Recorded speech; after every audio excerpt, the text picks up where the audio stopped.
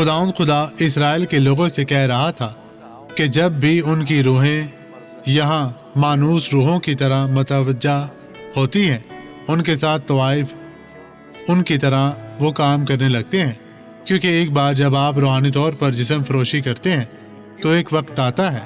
تو یہاں دیکھیں، اور جو شخص جنات کے یاروں اور جادوگروں کے پاس جائے کہ ان کی پیروی میں زنا کرے، میں اس کا مخالف ہوں گا۔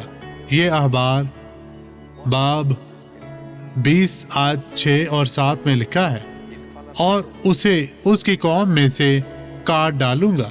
اس لیے تم اپنے آپ کو مقدس کرو اور پاک رہو، میں خداوند تمہارا خدا ہوں۔